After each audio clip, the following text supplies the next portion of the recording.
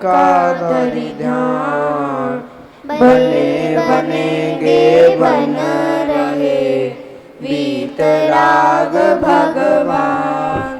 वीतराग विज्ञान ही तीन लोक में सार। वीतराग विज्ञान का घर घर हो प्रसार।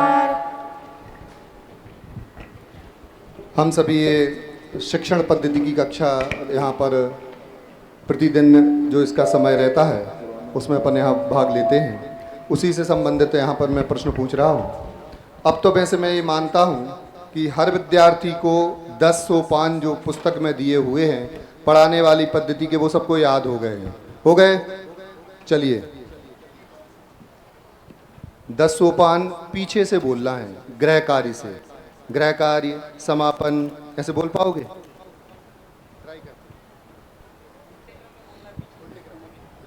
गृह कार्य, समापन, सारांश कथन, उसके बाद प्रश्नोत्तर आते हैं, तो उसमें आखिरी का है मूल। अच्छा, प्रश्नोत्तर, व्याख्या, अनुकरण वाचन, आदर्श वाचन, उद्देश्य कथन, पूर्व पाठ मूल्यांकन और बोर्ड कार्य। अब सीधे बोलना है, सीधे 10 सोपान सीधे। बोर्ड कार्य, पूर्व पाठ मूल्यांकन, उद्देश्य कथन, आदर्श वाचन, अनुकरण वाचन, प्रश्न उत्तर, सारांश कथन, समापन और गृह कार्य। कुछ छूटा क्या? बोलो। व्याख्या। व्याख्या छूट गई। प्रश्नोत्तर 5 प्रकार के होते हैं, सही है कि गलत? प्रश्नोत्तर 5 प्रकार के होते हैं। 4 प्रकार के होते हैं। मूल्यांकन प्रश्नोत्तर, वस्तुनिष्ठ प्रश्नोत्तर, भावभाषण परक प्रश्नोत्तर और जीवन। प्रश्नोत्तर 5 प्रकार के होते हैं, सही है कि गलत? गलत।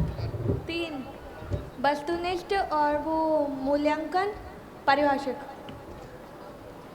इनने सही बोला कि गलत? कौन बोलेगा? अब तो आना चाहिए बेटा, ये सब पढ़ा पढ़ाया हुआ है। गलत।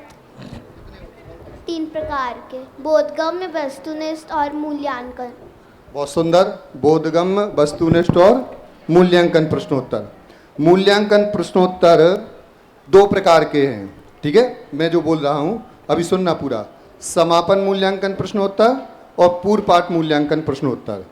पूर्व पाठ मूल्यांकन प्रश्नोत्तर कब पूछे जाते हैं?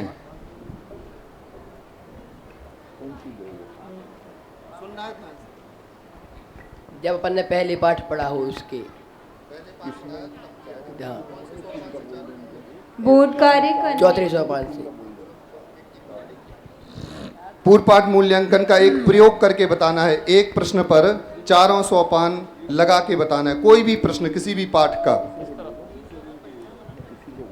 दुख मतलब पाप किसे कहते हैं, दुख का कारण बुरा कार्य क्या है, और दुख का कारण बुरा कार्य पाप है या कसाय, और दुख का कारण बुरा पाप है या नहीं। सही तरीके से सोपान लगा? हाँ। बहुत सुंदर। अब थोड़ा सा सुनना ध्यान से। वस्तुनिष्ठ और पूर्व पाठ मूल्यांकन प्रश्नोत्तर, इन 2 में साथ में और कैसे प्रश्न पूछते हैं, समझ में आया? पूर्व पाठ मूल्यांकन प्रश्नोत्तर के साथ साथ 2 प्रकार के प्रश्नोत्तर और अपन चर्चा करते हैं, और वो ही वस्तुनिष्ठ में भी करते हैं। वस्तुनिष्ठ के बाद तो वो दो प्रकार बताना है, कौन कौन से? भावासन परक और जीवनोपयोगी। भावासन परक और जीवनोपयोगी। अगला प्रश्न, भावासन परक और जीवनोपयोगी प्रश्नोत्तर कितनी बार पूछेंगे, कितने स्थानों पर पूछे जाएंगे? 3 स्थानों पे पूछे जाते हैं। हाँ बताइए। कहाँ? पूर्व पाठ मूल्यांकन के टाइम पे, हाँ? एक व्याख्या के टाइम पे और एक प्रश्नोत्तर के टाइम पे। व्याख्या के टाइम पे? सॉरी 2 बार पूछे जाते हैं। व्याख्या के टाइम पर तो हम एक्सप्लेन करते हैं, तो ये 2 बार पूछे जाएंगे। बहुत अच्छा। चलिए, यदि हमने पहले दिन की पहली अनविति पढ़ाई है तो उसमें कितने सोपान लगाएंगे? सोपानों को काउंट करके बताना है। जो हाथ खड़े करेगा उनसे नहीं। 8 सोपान लगाएंगे उसमें।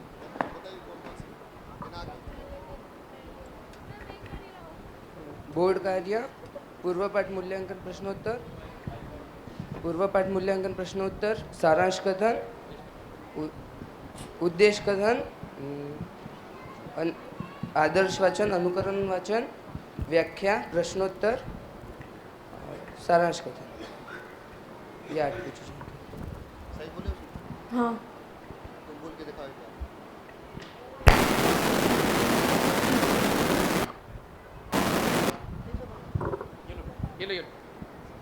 बोर्ड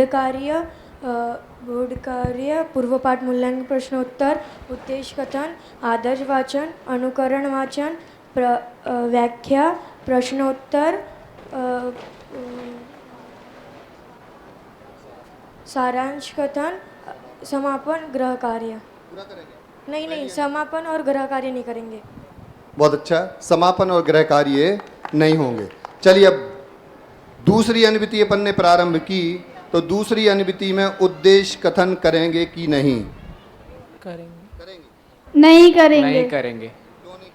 क्योंकि अपन ने पहले उद्देश्य कथन कर दिया है, अब उसको करने की जरूरत नहीं है। कहाँ से स्टार्ट करेंगे? आदर्श वाचन से करेंगे। बहुत सुंदर, आदर्श वाचन से करेंगे। अब अपन को आज पाठ समाप्त करना है, तो गृह कार्य करेंगे कि नहीं? करेंगे। गृह कार्य कितने प्रकार का? 2 प्रकार का। गृह कार्य 2 प्रकार का, कौन कौन सा? गृह कार्य 2 प्रकार का अपन देते हैं, कौन कौन सा? सामान्य गृह कार्य और विशेष गृह कार्य। ये प्रोजेक्ट कार्य देना ये सामान्य गृह कार्य है, सही है कि गलत? ये प्रोजेक्ट बनाने के लिए देना या कोई भी प्लानिंग करना, वो किस गृह कार्य में आएगा? विशेष में नहीं, सामान्य में ये जो आज पढ़ा है वो कल हम पूछेंगे, ये पढ़ के आना। चलिए, मूल्यांकन और मूल्यांकन प्रश्नोत्तर में क्या अंतर है? समझ में आया प्रश्न? मूल्यांकन और मूल्यांकन प्रश्नोत्तर में क्या अंतर है? मूल्यांकन में अपन ने कहा था कि जो मुख्य बिंदु है उनको ढूंढना है, वो मुख्य बिंदु को पूछते हैं। मूल्यांकन प्रश्नोत्तर में अपन जो अपन ने ये परिभाषा वगैरह पढ़ाई है उनके अपन क्वेश्चंस वगैरह पूछते हैं। किस सोपान से पूछेंगे मूल्यांकन प्रश्नोत्तर में? मूल्यांकन प्रश्नोत्तर अपन ये प्रश्नोत्तर वाले सोपान से पूछते हैं, प्रश्नोत्तर के 3rd वाले सोपान से। समापन यदि करेंगे तो 3rd वाले सोपान से पूछेंगे। और पूर्वपाठ मूल्यांकन में? पूर्वपाठ मूल्यांकन को अपन 2nd सोपान में भी करते हैं। नहीं, पूर्वपाठ मूल्यांकन को अपन करते हैं इसमें 4थे सोपान से। हाँ, 4थे सोपान से करते हैं, जब अपन समापन और पूर्वपाठ दोनों करते हैं। बहुत अच्छा। एक परिभाषा पर, यानी कोई भी परिभाषा, उस पर आपको भावासन और जीवनोपयोगी किसी भी पाठ की कोई भी एक परिभाषा आप उठा के लाएं और उसको आपको जीवनोपयोगी और भावासन आपको एक एक उसको थोड़ा सा घटित करके बताना है। बताएगा कोई? समझ में आया प्रश्न? अपन विचार विश्लेषण कर रहे हैं और उसमें एक परिभाषा पर आपको क्या करना है? जीवनोपयोगी और भावासन आपको थोड़ा सा बतलाना है। हाँ, जल्दी। जैसे दुख का कारण बुरा कार्य ही पाप है, यानी दुख का, हम बच्चों को कहेंगे कि दुख का कारण क्या है। जैसे हमें भूख लग रही है, हमें प्यास लग रही है, हम ऐसे चीज़ों में हमारा दुख मान रहे हैं, हमें लग गई, हमारा वो दुख है, तो ये हमारा भाव वाचन हम उसे करा सकते हैं। जीवन उपयोगी में हम उसे एग्जाम्पल भी दे सकते हैं कि कल हमें किसी ने मारा तो हमें दुख हुआ, मतलब ऐसा कह दें कि कल हमारे यहाँ चोरी हो गई तो हमारे इतना नुकसान हो गया, तो हमारे यहाँ दुख हो रहा है, ऐसा कह सकते हैं। जीवनोपयोगी इसमें कैसे? क्यों जीवन के लिए हम उन्हें, जीवन को लेकर हम उन्हें एग्जाम्पल दे रहे हैं ना। तो कैसा दोगे? वही तो मैं पूछ रहा हूँ। और कोई बताएगा? हाँ, जैसे हम उसे समझा रहे हैं कि किसी जीव को मारना, सताना, उसका दिल दुखाना या भाव करना ये हिंसा है, तो हम उसको पहले बताएंगे। जैसे चींटी जा रही है, तो अगर हम चींटी को मारेंगे, उसको परेशान करेंगे, तो क्या होगी? ये होगी हिंसा। अब अगर मानो हम उसके सामने सिचुएशन देंगे कि आप बैठे हो और आपको गर्मी लग रही है और अगर आपको मच्छर ने काट लिया, तो ये अगर आप उसको ऐसी सिचुएशन में आप क्या करोगे? वो बोलेंगे कि हम उसको नहीं मारेंगे, तो हम बोलेंगे कि हाँ, आपने हिंसा का पाप नहीं किया। तो ये जीवनोपयोग भी मैं भी आ गया। और भाई सब समझ के पूछें दो चार। चलिए कक्षा प्रारंभ करते हैं।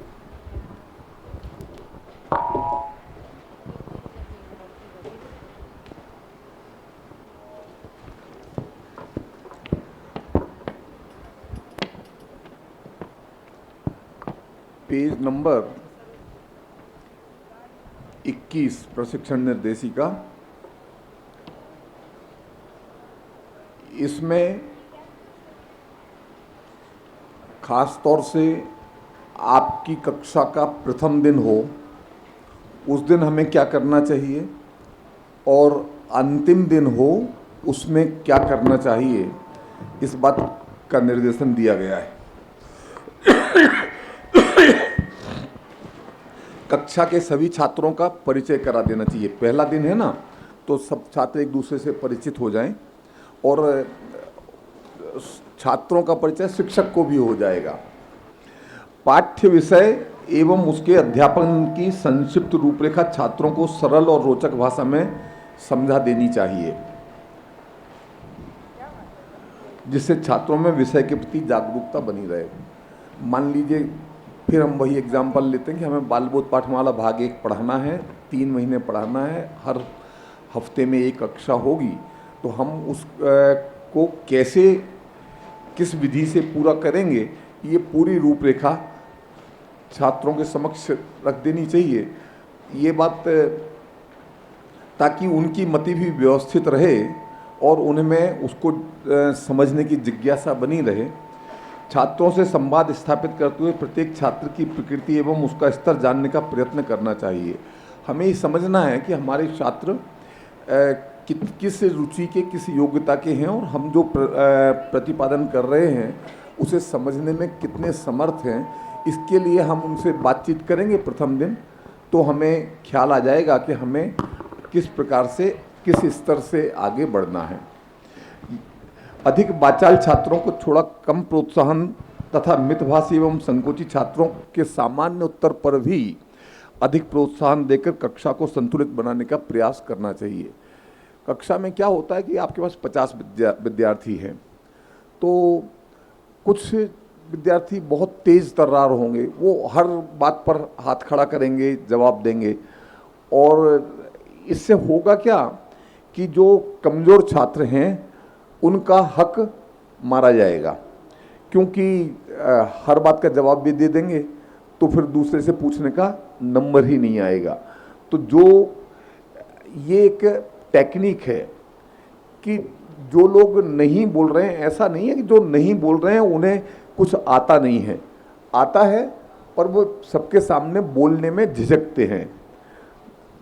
एक अज्ञात सा भय उनको बना रहता है कि कहीं मेरा जवाब गलत ना हो, कहीं मेरा उच्चारण गलत ना हो जाए, लोग हंसे नहीं, क्या पता नहीं क्या समझेंगे, तो वे बोलते नहीं हैं। तो जो संकोची स्वभाव के बच्चे हैं उनको प्रोत्साहन मिले, वो थोड़ा भी बोले ना, इवन गलत भी बोले ना, तब भी उनको शाबाशी दीजिए, बहुत अच्छा, आपने वेल ट्राइड, आपने बहुत अच्छी कोशिश की। और जो लोग बार बार बोलते हैं उन्हें ज़्यादा प्रोत्साहन देने की ज़रूरत नहीं, क्योंकि एक तो पहले ही करेला है, फिर नीम पर चढ़ा दो तो बहुत मुसीबत हो जाएगी।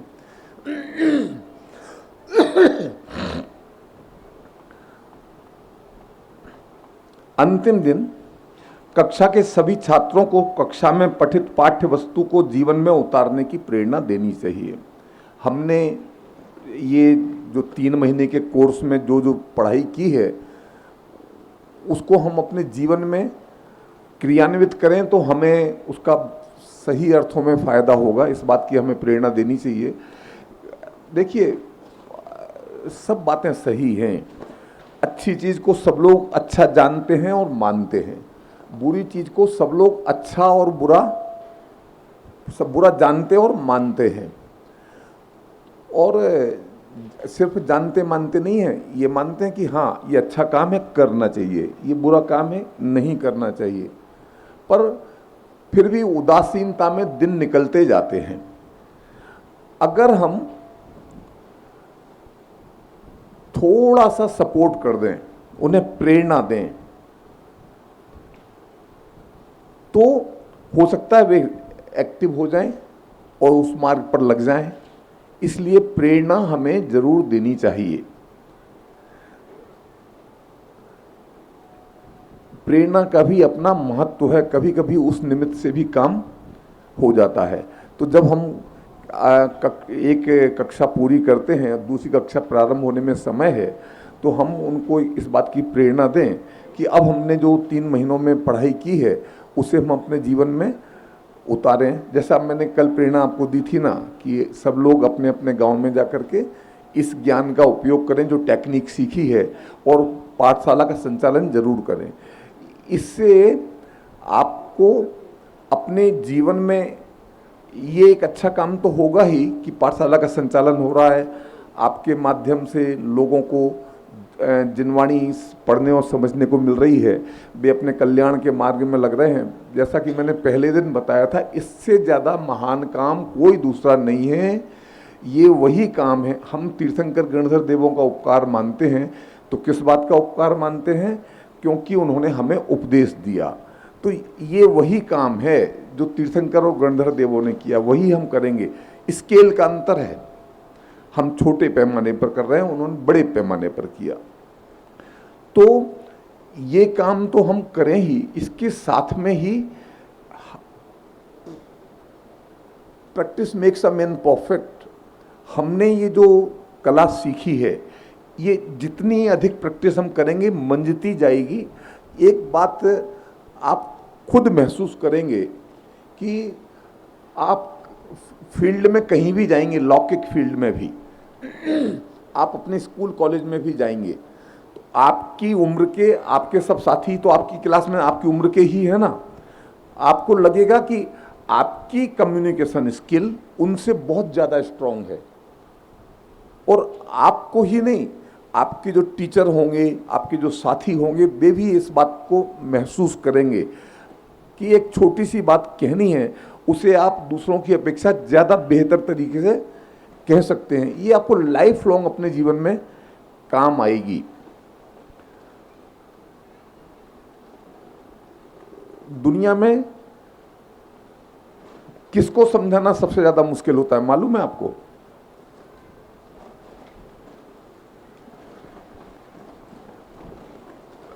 पुत्र को समझाना मुश्किल होता है, भाई बहन को समझाना मुश्किल होता है, माता पिता को समझाना मुश्किल होता है, या पत्नी को समझाना मुश्किल होता है। सबसे ज्यादा कठिन, देखो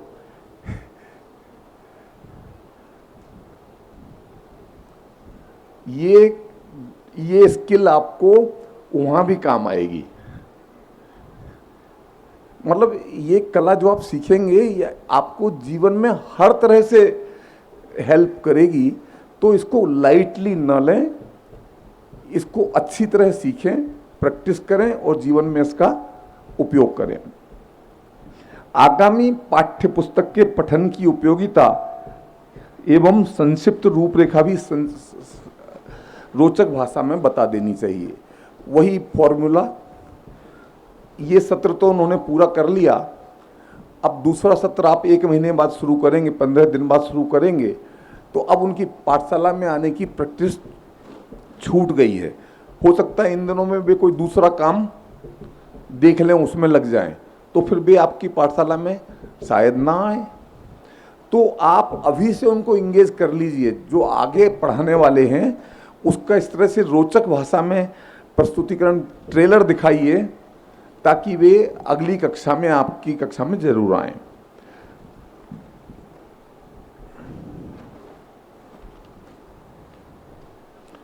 इसमें जो आधार परिचय है वो बालबोध का विषय नहीं है। जो वितरक विज्ञान की पुस्तकें हैं उनमें जो पाठ जिन आचार्यों के ग्रंथों के आधार पर लिखे हैं उन आचार्यों का परिचय दिया है। जैसे कि 3 लोक का पाठ है तो तत्ववाद सूत्र के आधार पर है, तो उस पाठ में आचार्य उमा स्वामी का परिचय दिया हुआ है, परंतु ये अपने लिए यहाँ पर उपयोगी नहीं है। अब जैसी कि हमने चर्चा की थी, हमने तो यहाँ सारे सोपान बता दिए, परंतु जब आप फील्ड में जाएंगे तो इनमें से कौन से सोपान हम प्रयोग में लाएं और कौन से न लाएं, ये इस बात पर निर्भर करता है कि हमारे पास समय कितना उपलब्ध है और छात्रों की समझने की क्षमता क्या है। अगर वे अच्छी उम्र के हैं, प्रबुद्ध हैं और जल्दी समझ जाते हैं तो फिर आप एक ही एक चीज़ बहुत रिपीट करते रहोगे तो उन्हें बोरिंग भी होगा। तो इस बात का निर्णय हमें फील्ड में करना है कि हम कौन कौन से सोपानों का उपयोग करें और कौन से छोड़ दें। तो आप पढ़ाते समय आदर्श वाचन और अनुकरण वाचन में से एक सोपान छोड़ सकते हैं, या तो आप आदर्श वाचन कर लें तो अनुकरण वाचन ना करें, अनुकरण वाचन करवाएं तो आदर्श वाचन छोड़ दें। एक बार पढ़ना इसलिए ज़रूरी है कि भले आप घर से पढ़ करके आए हैं, छात्र भी पढ़ के आए हैं, संभव है कि कोई छात्र नहीं पढ़ करके आए हैं, तो इसमें क्या विषय वस्तु आई है वो एक बार से रिवाइज हो जाएगी। फॉर करंट रेफरेंस एक बार तो उसको पढ़ ही लेना चाहिए। तो आदर्श वाचन और अनुकरण वाचन में से दो में से एक को हम स्किप कर सकते हैं, परंतु इसी तरह बोधगम्य प्रश्नोत्तर को हम स्किप कर सकते हैं, परंतु व्याख्या और वस्तुनिष्ठ प्रश्नोत्तर ये हमेशा हमें करना चाहिए। व्याख्या सबसे महत्वपूर्ण चीज़ है क्योंकि उससे हम उसका भावार्थ समझाते हैं, उसका जीवन में क्या उपयोग है ये समझाते हैं, उसका भावासन करवाते हैं, और फिर वस्तुनिष्ठ प्रश्नोत्तर के माध्यम से हम उन्हें याद करवाते हैं। तो ये सोपान हमें जरूर करना चाहिए। इसमें लिखा हुआ है कि उक्त प्रक्रिया संपूर्ण वर्ष चलने वाली साप्ताहिक कक्षा एवं 15-20 विद्यार्थियों की संख्या को ध्यान में रख करके तैयार की गई है। अल्पावधि वाली कक्षाओं के लिए इस पद्धति में आवश्यक परिवर्तन किए जा सकते हैं। वो कौन करेगा? आप स्वयं करेंगे। यथा समयाभाव होने पर आदर्श वाचन या अनुकरण वाचन, बोधगम्य प्रश्नोत्तर आदि को छोड़ देना या छोटा कर देना चाहिए। किंतु पूर्व पाठ मूल्यांकन ये जरूर करना चाहिए क्योंकि ये कसौटी है कि ये विषय जो हमने कल पढ़ाया था वो विद्यार्थी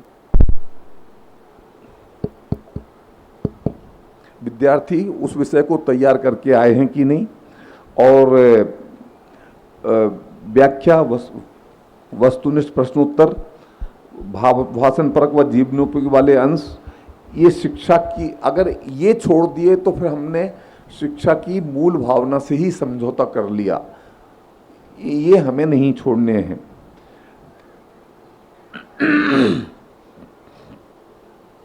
अंत में तो कला आपको आ गई है, उसे कैसे प्रयोग में लाना जब आप फील्ड में जाएंगे तब आपको ही निर्णय करना है।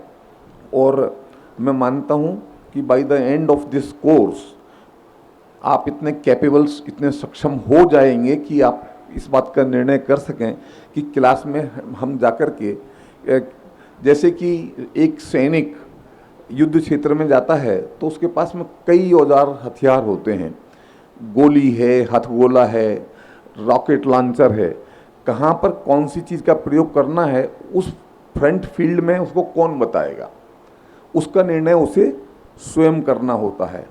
तो आप जब क्लासरूम में जाएंगे तो वो आपके लिए बैटल फील्ड है एक तरह से, वहाँ पर निर्णय आपको स्वयं को करना है। ये तो हुई ये सारी पारिभाषिक शब्दों की बात। अपन इस बीच में कई बार सब परिभाषाओं का भी डिस्कशन कर चुके हैं। कल हमने पाठ्य योजना वाले के बारे में भी डिस्कशन कर लिया था, कल विस्तार से बताया था। आज मैं संक्षेप में आपको दोहरा देता हूं। कल आज आपको पाठ्य योजना बनाने के लिए दी जाएगी होमवर्क में। कौन सी तारीख को वापस लाना है? ये आज तारीख 1 है, 5 को लाना है, 4 को लाना है? अच्छा, आज 1 तारीख को आपको पाठ्य योजना बनाने के लिए दे रहे हैं होमवर्क में, और आपको 3 तारीख को सबमिट करनी है। फिर कल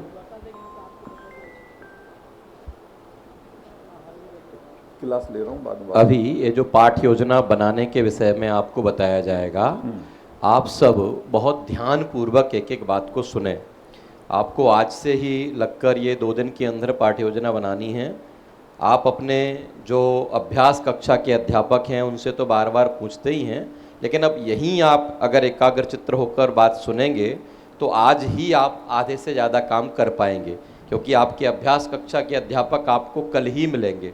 इसलिए एक एक बात अभी जैसी आदरणीय भाई साहब बता रहे हैं प्रॉपर सुने, किस तरीके से लिखने में कौन कौन से सोपान का कैसा उपयोग करना है, ये आपका ध्यान पुस्तक सामने है, सुनते जाएं, नोट करते जाएं। हाँ जी। आपको पाप की पाठ्य योजना बनानी है। बालबोध पाठमाला भाग 2 में पाप का जो पाठ है उसकी पाठ्य योजना बनानी है, कल बनानी है। कल 7 बजे से इवनिंग में 7 बजे से 10 बजे तक भोजनालय में वीआईपी भोजनालय के सामने जो रूम है उस रूम में आप सभी को एकत्रित होना है 7 बजे और वहीं बैठ कर के पाठ्य योजना बनानी है। इस पाठ्य योजना में खास तौर से ध्यान ये रखना है, जरा ध्यान दीजिए, ये आपके काम में आएगा। वैसे तो हमने चर्चा की थी कि अधिकतर केसेस में हम सभी पाठों को 2 दिनों में विभाजित करते हैं और प्रत्येक दिन को 2 अन्वितियों में विभाजित करते हैं, परंतु 1 मिनट आप उनको व्यस्त मत रखिए, यहाँ ध्यान दीजिए भैया। बेटा सब लोग यहाँ सामने देखें, एक एक बात मैंने अभी पहले भी कहा है, सब बिल्कुल ध्यान से सुने। मैं दोबारा रिपीट करता हूं पर तीसरी बार नहीं करूंगा। वैसे तो सामान्यतः हम हर पाठ को 2 दिन में विभक्त करते हैं और प्रत्येक दिन को 2 अन्वितियों में विभक्त करते हैं, परंतु ये पाठ्य योजना आपको इस उद्देश्य से बनाने को दी जा रही है कि आपको पाठ्य योजना का हर पहलू गहराई से बारीकी से समझ में आया कि नहीं। इसलिए इस पाठ्य योजना में आपको पाठ को 2 दिन में विभाजित करना है। पहले दिन को 3 अन्वितियों में विभाजित करना है, प्रथम अन्विति, मध्यम अन्विति और अंतिम अन्विति, और दूसरे दिन को सिर्फ 1 अन्विति में बनाना है। इस तरह अन्विति तो आपकी 4 की 4 रहीं, परंतु उनका पैटर्न बदल जाएगा। क्या बदलाव होगा पैटर्न में? पहले दिन की जो पहली अन्विति होगी उसमें बोर्ड कार्य, पूर्व पाठ मूल्यांकन, उद्देश्य कथन, उसके बाद वही 6 स्टैंडर्ड सोपान, आदर्श वचन, अनुकरण वाचन, व्याख्या, बोधगम्य प्रश्नोत्तर, वस्तुनिष्ठ प्रश्नोत्तर, सारांश कथन, ये पहली अन्विति पूरी हो गई। दूसरी अन्विति में जो हम क्लास प्रारंभ करते हैं उसके जो 3 सोपान हैं, बोर्ड कार्य, पूर्व पाठ मूल्यांकन और उद्देश्य कथन, वे हम नहीं करेंगे, और जो स्टैंडर्ड 6 स्टैंडर्ड सोपान हैं, आदर्श वाचन, अनुकरण वाचन, व्याख्या, बोधगम्य, वस्तुनिष्ठ और सारांश कथन, ये 6 करेंगे। तो इसमें पहले वाले भी कट गए और बाद वाले भी, समापन मूल्यांकन और गृह कार्य वो भी इसमें नहीं होगा। और फिर अंतिम जो अन्विति होगी उसमें स्टैंडर्ड 6 और उसके बाद में समापन मूल्यांकन प्रश्न और गृह कार्य जुड़ जाएंगे। तो आपको पहली अन्विति का मतलब मालूम है कि नहीं, मध्यम अन्विति का मतलब मालूम है कि नहीं, अंतिम अन्विति का मतलब मालूम है कि नहीं, ये जानने के लिए आपको पहला दिन 3 अन्वितियों में विभाजित करना है। और दूसरा दिन, चूंकि आप पहले दिन में तीनों प्रकार की अन्वितियां बना चुके हैं और आपको उसका भावाभासन है, ये बात हमें समझ में आ गई है, इसलिए दूसरे दिन में आप सिर्फ 1 अन्विति बनाएंगे, यही आपको करना है। और मैंने आपको पहले बताया था कि 1 अन्विति में, पहली अन्विति में आपने आदर्श वाचन की परिभाषा लिख दी, अनुकरण वाचन की परिभाषा लिख दी, व्याख्या, बोधगम्य, वस्तुनिष्ठ, सारांश कथन की परिभाषा लिख दी। तो बाद की अन्वितियों में, प्रथम दिन की बाकी बची दोनों अन्वितियों में और दूसरे दिन की भी अन्विति में आपको उनमें पूर्ववत लिख देना है, उससे आगे उसकी परिभाषा लिखने की जरूरत नहीं है। परंतु पाठ में आए हुए सिद्धांत वाक्यों को पूरी तरह से कवर करना है, उनमें से कुछ छोड़ना नहीं है। बोधगम्य प्रश्नोत्तर में सारी परिभाषाएं और सिद्धांत वाक्य कवर करने हैं। वस्तुनिष्ठ में आपको एक पर घटा करके एक परिभाषा पर घटाना है और बाकी नीचे लिख देंगे कि शेष परिभाषाएं भी इसी प्रकार वस्तुनिष्ठ के 4 सोपानों पर घटित की जाएंगी।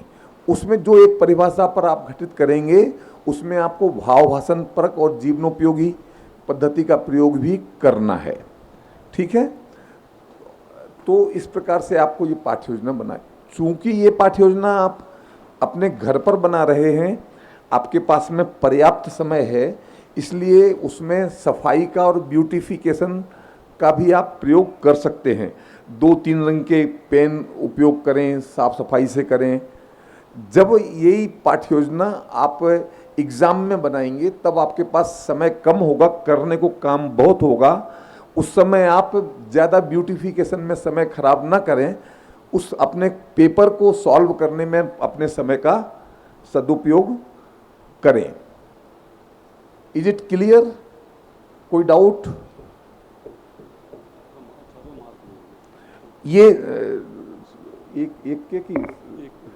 ये जो आप बनाएंगे पाठ्य योजना, इसमें आपको 18 मार्क्स में से मार्किंग होगी।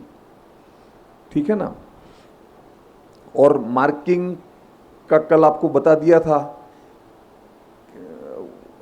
आपको अब ये बात तो समझ में आ गई होगी कि यहाँ पर अपने पंडित बाबू भाई मेहता थे, वो गुजरात की एक प्रसिद्ध कहावत थी, बोला करते थे, पोपावाई नो राज नहीं केम, पोपावाई नो राज नहीं, खबर से था? हाँ, कि पोपावाई का राज नहीं है। इसका मतलब यहाँ पोल पट्टी नहीं चलती है, हर चीज का माप तोल बहुत सावधानी से किया जाता है। वैसे भी हम हीरे के व्यापारी हैं, जहाँ पर 1 ग्राम के 5000वें हिस्से तक का भी हम बड़ी बारीकी से सावधानी से मूल्यांकन करते हैं, 1 ग्राम के 5000वें हिस्से का। तो इसलिए जब आप ये पाठ्य योजना बनाएंगे तो इस बात का ध्यान रखें कि एवरीथिंग इज टेकन केयर, कुछ भी छूटा नहीं है, क्योंकि हर चीज़ पर बारीकी से नज़र डाली जाएगी और उसके हिसाब से आपको मार्क्स मिलेंगे। परंतु मार्क्स स्कोर करने का इससे अच्छा दूसरा मौका आपको नहीं मिलेगा। जब आप यहाँ पढ़ाने को आते हैं तो इतने सारे लोगों के सामने आप परफॉर्म करते हैं, उसमें आपके दिमाग पर एक प्रेशर होता है, उस प्रेशर में भी आप कुछ गलतियाँ कर जाते हैं। और जब आप एग्ज़ाम में करेंगे तो आपके सामने प्रशिक्षण निर्देशिका नहीं होगी। ये जो मैंने आपको पाठ्य योजना बनाने को बोली, जिस पैटर्न पर बनाने को बोली है, उस पैटर्न पर द्रव्य गुण पर्याय की पाठ्य योजना प्रशिक्षण निर्देशिका में बनाई हुई है। वो पहले दिन में 3 अनुमिति और बाद के दिन की 1 अनुमिति, तो आप उस का सहारा ले सकते हैं प्रशिक्षण निर्देशिका का, तो आपको कोई कठिनाई नहीं होगी। तो ये जो होमवर्क करेंगे उस समय आपको प्रशिक्षण निर्देशिका सामने रख करके करना है, तो उसका सहारा आपको रहेगा, पर्याप्त समय आपको रहेगा, तो मार्क्स स्कोर करने का इससे बढ़िया दूसरा मौका आपको नहीं मिलेगा। इसलिए इसमें पूरी तरह से आप सिंसियर रह करके भाग लें और मार्क्स स्कोर करें। फिर ये पाठ्य योजना पूरी हो जाएगी आपकी, 2 को आप सबमिट करेंगे, 3 तारीख को आपको दूसरी पाठ्य योजना बनाने को दी जाएगी। उसके बाद में एक पाठ संकेत बनाने को दिए जाएंगे। पाठ संकेत के बारे में अपन ने पहले चर्चा नहीं की है।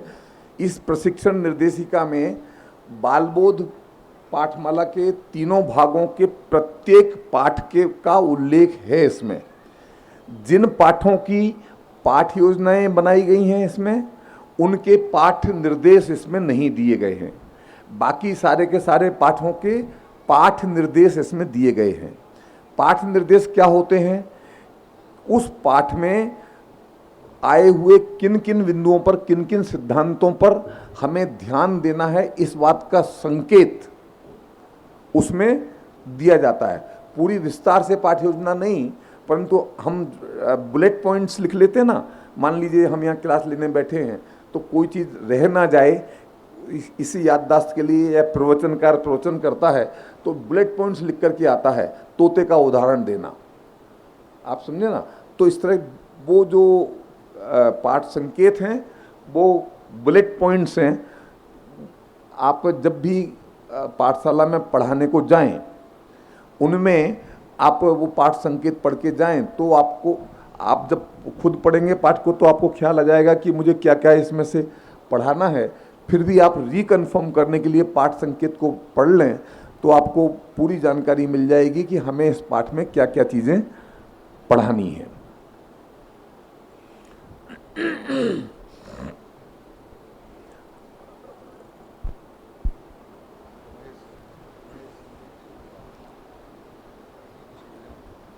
अब आप लोगों ने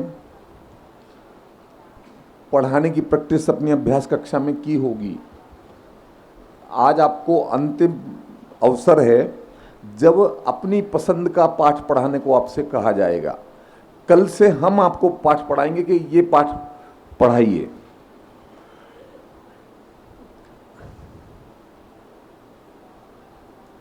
आप आइए।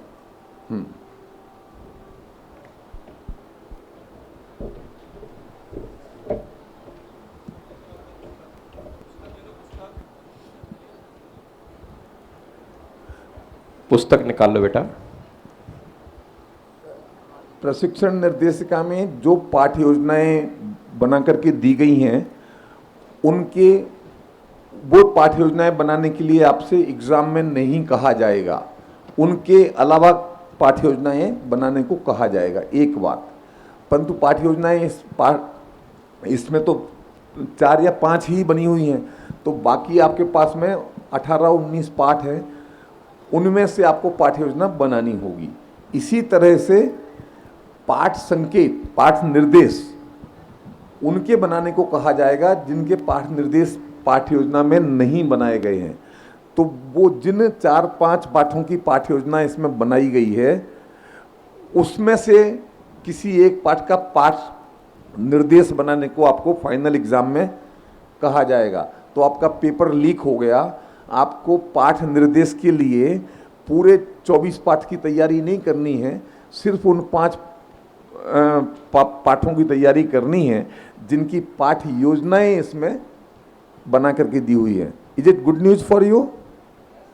अच्छा, चलिए, कौन सा पाठ पढ़ा रहे हैं? कसाय। आपका नाम और रोल नंबर बता दीजिए। मेरा नाम ऋषित जैन है, रोल नंबर 461।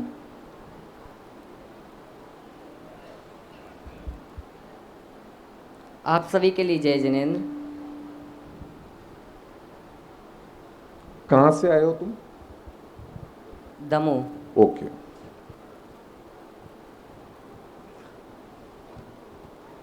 तो अभी हमने जो कल पढ़ा था उसके बारे में मैं पूछ रहा हूँ आप लोगों से। तो पाप किसे कहते हैं और वे कितने प्रकार के होते हैं, कौन बताएगा?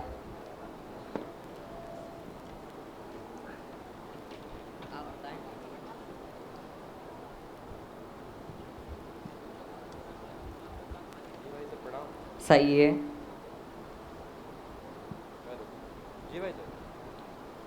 अच्छा, तो ये बताइए, ठीक है, कि एक मुनिराज थे, ठीक है, और एक बार एक जो भैंस थी वो भैंस भाग रही थी, ठीक है। तभी वहीं से एक कसाई आया। उस कसाई ने मुनिराज से पूछा कि मुनिराज जी, यहाँ से कोई भैंस गई है कि नहीं?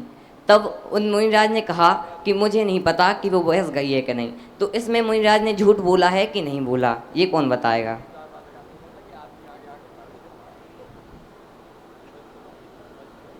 आप बताइए।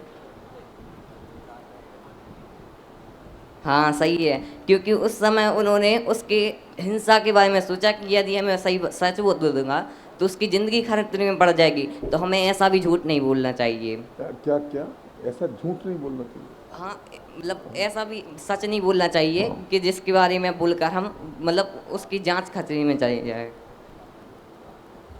ठीक है, तो अब हम अपने मूल विषय पर बात करेंगे। तो आप लोगों को पता है एक ऐसी भी चीज़ होती है जो दिखती भी नहीं है किंतु वो हमारी आत्मा को जकड़ के रखती है। तो एक ऐसी चीज़ है, आज हम उसके बारे में चर्चा करेंगे। उसका नाम है कसाय। दुख का कारण बुरा कार्य कसाय, मतलब वो कसाय मतलब जो आत्मा को कसे अर्थात दुख दे उसे कसाय कहते हैं। तो आज हम कसाय के बारे में चर्चा करेंगे। तो अभी मैं इस पाठ को पढ़ रहा हूँ और मैं किसी को भी खड़ा करके पढ़वा सकता हूँ।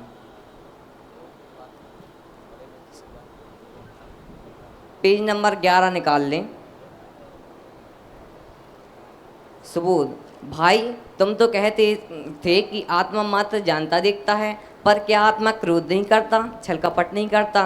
प्रबोध, हाँ हाँ क्यों नहीं, पर जैसा आत्मा का स्वभाव जानना देखना है वैसा आत्मा का स्वभाव। आगे चलिए। तो अभी मैं आप लोगों में से किसी को भी खड़ा कर सकता हूँ। इसमें आपको अनुमति आपकी कहाँ से कहाँ तक है शुरू में बता दो, ताकि अब बीच में आपको रोक दिया है ना तो उनको पता नहीं होगा ना। तो अभी हमने केवल पहले पेज को और दूसरे पेज को ही पढ़ा है। इसमें से अब मैं किसी को भी खड़ा कर रहा हूँ, तो आप में से स्वयं आप आ जाएं और सौरभ आप आ जाएं।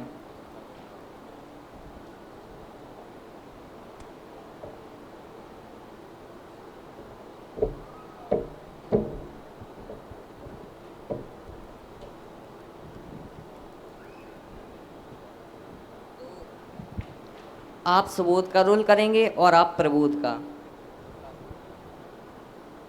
भाई तुम तो कहते थे कि आत्मा मात्र जानता देखता है, पर क्या आत्मा क्रोध नहीं करता? आगे आगे। तो इन्होंने कोई गलती की है कि नहीं? ठीक है, वैसे मेरी गलती थी, मैंने पूछा नहीं कि इन लोगों को गलती नोट करना। ठीक है, तो अभी मैं आप लोगों से कुछ प्रश्न पूछ रहा हूँ। कसाय किसे कहते हैं?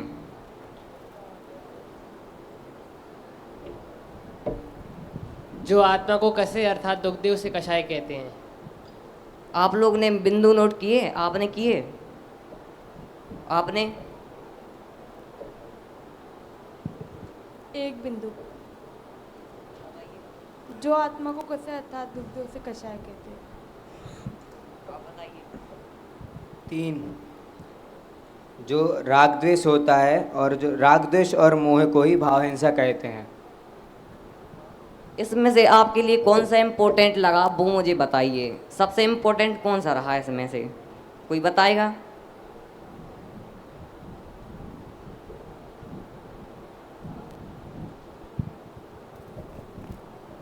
आत्मा के स्वभाव के विपरीत भाव को ही विभाव कहते हैं। तो ये इम्पोर्टेंट क्यों था, ये भी कोई बता सकता है? आप बताएंगे? चलो कोई बात नहीं।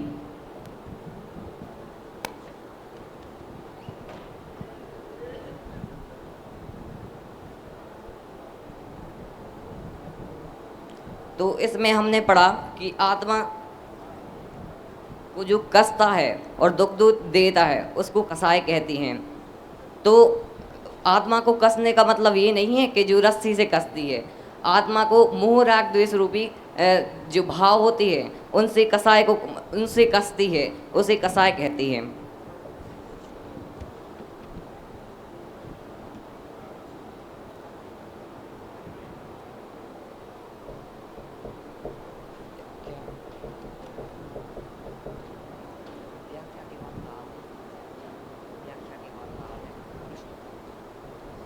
तो अभी मैं आप लोगों से क्वेश्चन पूछ रहा हूँ। क्रोध किसे कहते हैं? गुस्से को ही क्रोध कहते हैं। ठीक है, अब मैं परिभाषा बोलता हूँ और आप लोगों को बताना होगा कि माने इसे कहते हैं कि नहीं। तो जो आत्मा को कसे अर्थात दुख दे इसे कसाय कहते हैं या नहीं? कहते हैं। जो आत्मा को दुख दे अर्थात कसे, जो आत्मा को कसे अर्थात दुख दे उसे कसाय कहते हैं या पाप? कसाय। जो आत्मा को कसे अर्थात दुख दे उसके लिए उसे क्या कहते हैं? कसाय। कसाय किसे कहते हैं?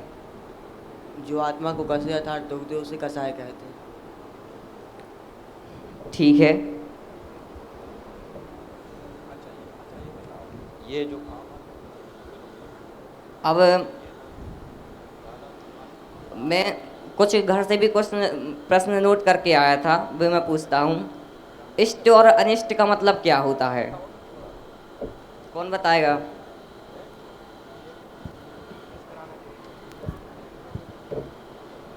जब किसी चीज़ को भला मानकर और उससे उसको चाहना उसे इष्ट कहते हैं अर्थात राग, और किसी चीज़ को बुरा जानकर उसको दूर करना उसे द्वेष अर्थात अनिष्ट कहते हैं। ठीक है।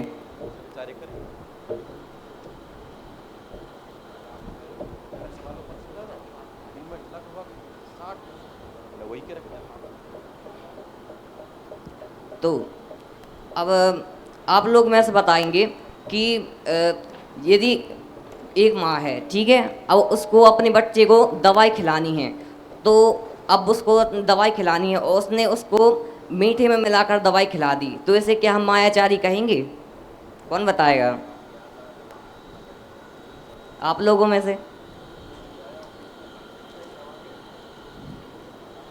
यदि कोई माँ है, उसके लिए अपने बच्चे को मतलब बुखार है, उसके लिए दवाई खिलानी है और उसने मतलब मिठाई में मिला के दवाई खिला दी, तो इसको मायाचारी कहेंगे कि नहीं कहेंगे?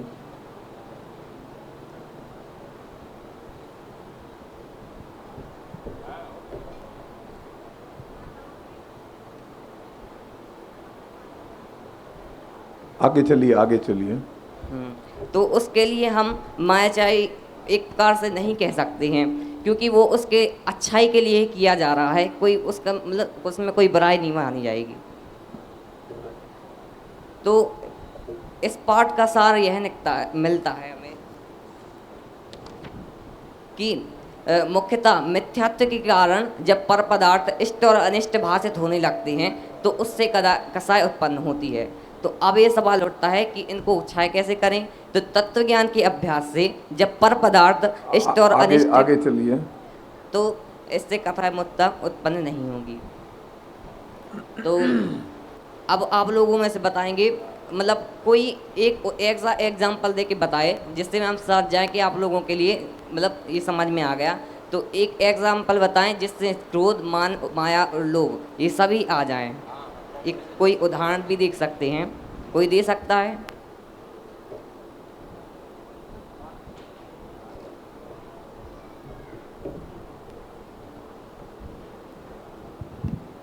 जिस प्रकार कोई व्यक्ति अगर कहीं अपने घर से बाहर कोई कमरा लेने जाता है तो सर्वप्रथम अगर वो रिसेप्शनिस्ट से बात करता है तो उसको लोभ होता है कि अच्छा ही कमरा मिले मुझे, तो फिर वो मायाचारी से उसको ऐसा बताता है कि हम इतने बड़े आदमी हैं, हम यहाँ से आए हैं, हमारी इतनी पहचान है। अच्छा, आगे चलिए, आगे चलिए।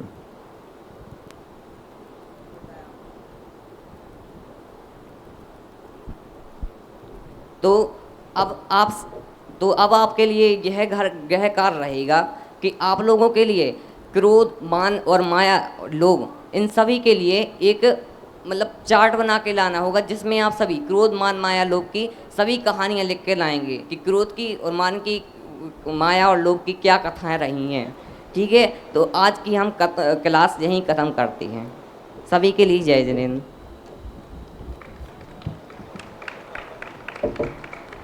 किस बात की तालियां बजा रहे हो?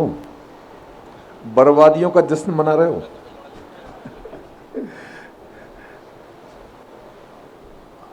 हाँ, क्या क्या गलतियां नोट करी बताओ भैया। पिंक, हाँ आप आओ।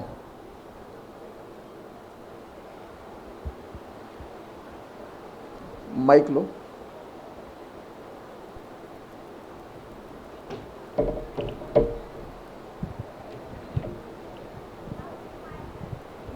बोर्ड कार्य करते हुए उन्होंने बच्चों को ध्यान नहीं दिया। अच्छा, आगे।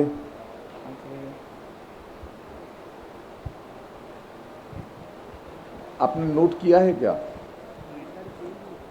देखिए ऐसा है कि आप बता पाएं या ना बता पाएं वो छोटी गलती है, परंतु अगर आपने नोट नहीं किया तो ये बड़ी मिस्टेक है। सभी लोगों को कंपल्सरीली नोट जरूर करना है। मैं अभी तो ये पूछ रहा हूँ कि क्या गलती की है, मैं कल से ये भी पूछूंगा कि आप अपनी नोटबुक दिखाओ क्या क्या लिखा है आपने। समझ गए ना? क्योंकि इतने सारे सोपान हैं, अगर आपने लिखे नहीं हैं, पढ़ाते समय आपने नोटिस किया होगा कि ये गलती हो रही है, तब भी आपको याद नहीं रहेगा। और आपको ये चार्ट बना करके दिया हुआ है, तब तो अब नोट करना बहुत आसान हो गया, तो फिर इसमें क्यों आलस कर रहे हैं आप?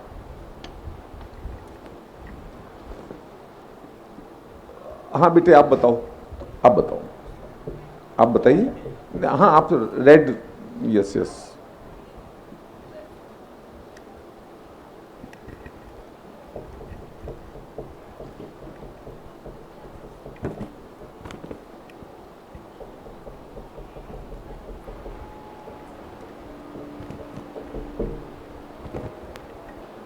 इन्होंने बोर्ड कार्य किया, इन्होंने पारिवारिक, जो किया मत बताओ, जो नहीं किया या सही नहीं किया वो बताओ। इन्होंने पूर्व पाठ मूल्यांकन में भाववासन और जीवन उपयोग प्रश्नोत्तर नहीं किया। क्या ये बात सही है? सब लोग एक साथ मत बोलो। हाँ आप बताओ भैया।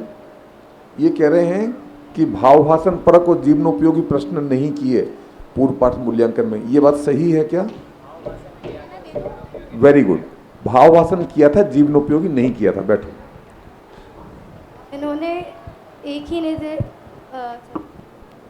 आदर्श वाचन के पहले इन्हें सिर्फ एक ही निर्देश दिया था, इन्हें बाकी के 2 निर्देश नहीं दिए। ठीक है, वेरी गुड, आगे चलो। अनुकरण वाचन में इन्हें बालकों को निर्देश तो दिया था, पर इनको मार्क करने नहीं बोला था। हाँ ठीक है, नहीं दिया। और इन्हें ये भी पूछा था कि आपने अगर अभी तक मार्क नहीं किया है तो अब आप मार्क कर लीजिए। ठीक है। इसके बाद इन्हें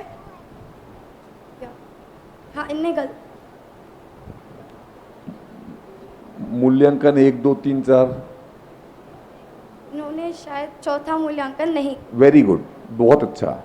ठीक है, चलिए नेक्स्ट। इन्होंने स्पष्टीकरण में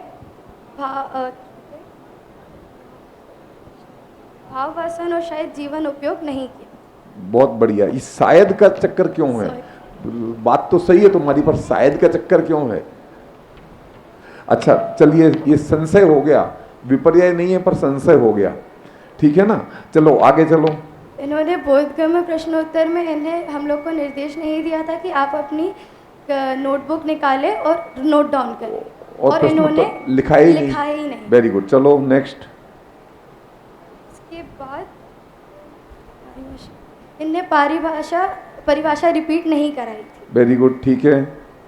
और इन्होंने 4 सोपान लगाए थे बराबरी।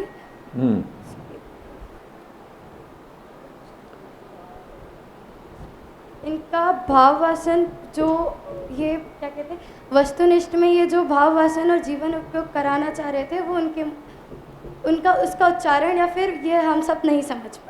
ये जो बताना चाह रहे थे ये हम ना। जीवनोपयोगी इन्होंने किया नहीं। हाँ, और भावभाषण परक में जो परिभाषा वस्तुनिष्ठ पर घटाई थी, उस परिभाषा का नहीं दूसरी परिभाषा का किया। ठीक है ना? अच्छा। और इन्होंने सारांश कथन कराया था। हाँ। पर और इन्होंने जैसे कि इन्होंने सिर्फ एक ही वो अनुमति ली थी, तो इनको समापन और गृह कार्य नहीं देना चाहिए था। नहीं, ये तो अपन ने स्पेसिफाई किया नहीं था ना। ये स्पेसिफाई नहीं किया था कि आपको 1 अनुमति करनी है, 2 अनुमति करनी है, इसलिए समापन और गृह कार्य तो करना चाहिए था, पर समापन इन्होंने सही ढंग से नहीं किया। ठीक है ना? और गृह कार्य भी सही ढंग से नहीं दिया। जो सामान्य गृह कार्य हो, बैठ जाओ, सामान्य गृह कार्य होता है वो नहीं दिया कि भाई जो आज पढ़ा है उसको याद करके लाना, कल जो पाठ पढ़ाने वाले हैं वो पढ़ करके आना, और थोड़ा विशेष देने की कोशिश की। ठीक है ना? तो पर आपने बहुत अच्छी तरह से सावधानी पूर्वक सारे पॉइंट्स नोट किए, बहुत अच्छा। सब लोगों को इस चीज़ को फॉलो करना चाहिए। ये आप देखिए, दूसरों की गलतियां निकालना आसान है, बजाय इसके कि हम स्वयं गलतियां ना करें। स्वयं गलतियां हम करेंगे, परंतु अगर हम दूसरों की गलतियां निकालेंगे तो फिर हम खुद गलतियां नहीं करेंगे। अगर दूसरों की गलतियां नहीं निकालेंगे तो हम खुद आकर के यहाँ गलतियां करेंगे। इसलिए इस यहाँ ध्यान दो भाई। हाँ हाँ, आप पीछे देख रहे हैं ब्लैक टी शर्ट, हाँ यहाँ ध्यान दो। इसलिए जब दूसरे पढ़ा रहे हैं तब आप सावधानी से गलतियां निकालें, तो फिर आप जब पढ़ाने को आएंगे ज़्यादा कॉन्फिडेंट होंगे और आप गलतियां नहीं करेंगे। ठीक है ना?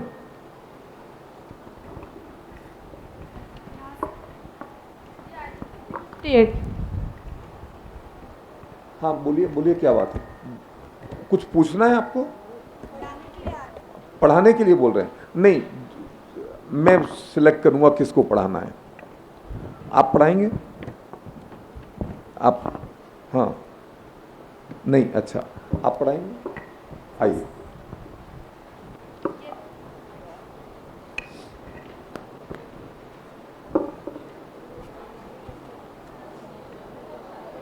आपका नाम और रोल नंबर? नाम हल हल हाँ हाँ हाँ हाँ हाँ एक हम बता दें। ये जो इन्होंने अभी पढ़ाया, इसमें सैद्धांतिक भूलें हैं। जो मुनिराज का उदाहरण दिया था और ये कहा कि उन्होंने इस भावना से कि अगर बता देंगे कि भैंस यहाँ गई है तो कसाई उसको मार देगा, इसलिए उन्होंने झूठ बोला। सैद्धांतिक रूप से ये गलत है। और इसी तरह से बाद में भी जो आपने एक एग्जाम्पल दिया था ना, वो भी गलत था। कौन सा? हाँ, बतासे में दवाई खिलाने वाला, वो उदाहरण भी सैद्धांतिक रूप से गलत है। आप सिद्धांत पर ध्यान दीजिए, ठीक है ना? ये दोनों एग्जाम्पल गलत थे बिल्कुल सैद्धांतिक रूप से। ठीक है।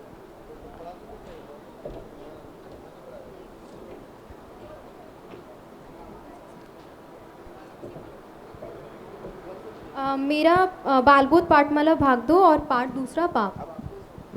जय जिनेंद्र बच्चों, कैसे हैं आप सब? हमारे आज का पाठ का विषय है पाप और प्रकरण मिथ्यात्व।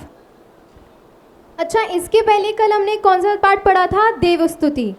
देवस्तुति सब याद करके आए हैं ना? सबको याद है? सबको कल समझ में आया था? मैंने होमवर्क में दिया था। अब मैं उसमें से कुछ क्वेश्चन पूछूंगी, सभी को हाथ उठाने।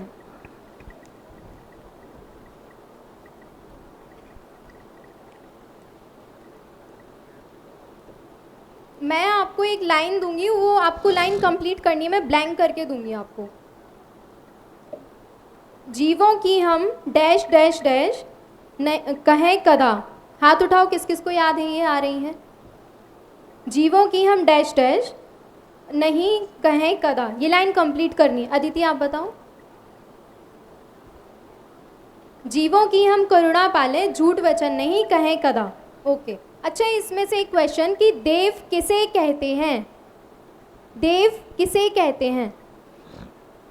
आप बताइए।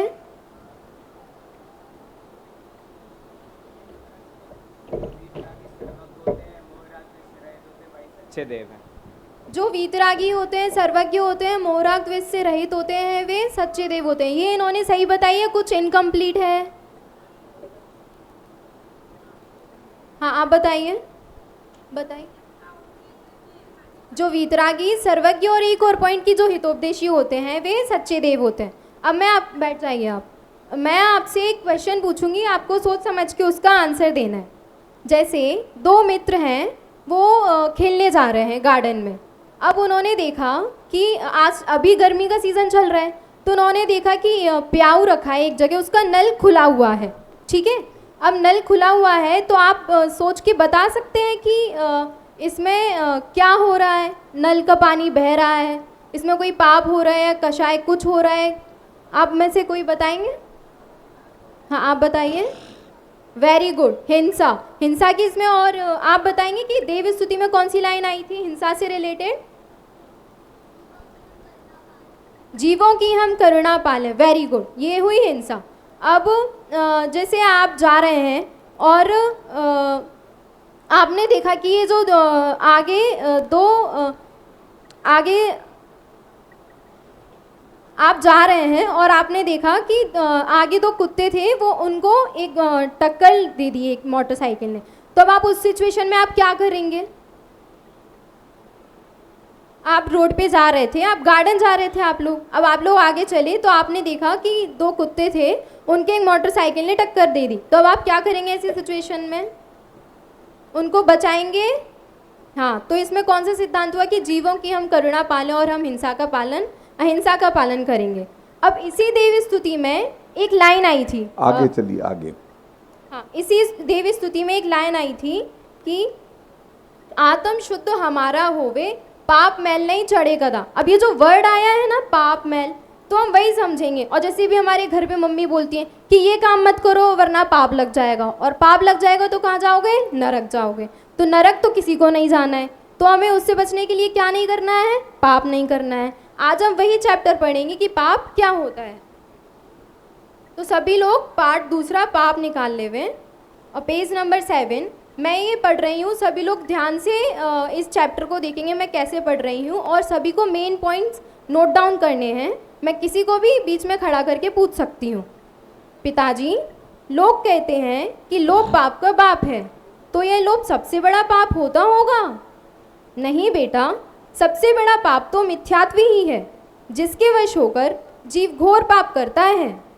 5 पापों में तो इसका नाम है नहीं, उनके नाम तो मुझे याद हैं: हिंसा, झूठ, चोरी, कुशील और परिग्रह।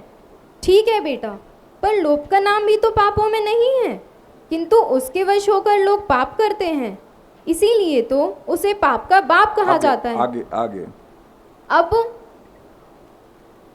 आप आ जाइए।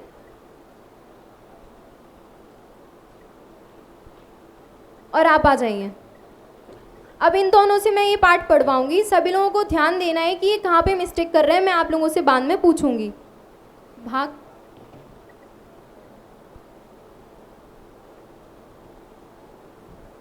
आप पुत्र का पाठ पढ़ेंगी और आप पिता का पाठ पढ़ेंगे। पिताजी, लोग कहते हैं कि लोभ पाप का बाप है, तो यह लोभ सबसे बड़ा पाप होता होगा?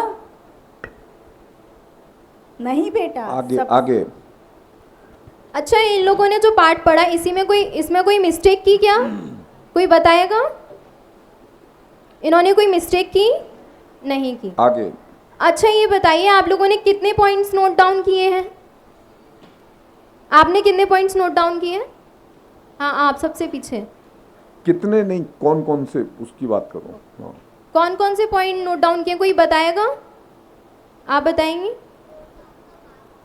अच्छा, लोभ पाप का बाप है, आपने? सबसे बड़ा पाप मिथ्यात्व है। इसके अतिरिक्त कोई और जिसने नोट डाउन किया हो पॉइंट? इसके अलावा कोई और? चलो मैं बताती हूँ। इसमें एक और था कि उल्टी मान्यता का नाम ही तो क्या है? मिथ्यात्व।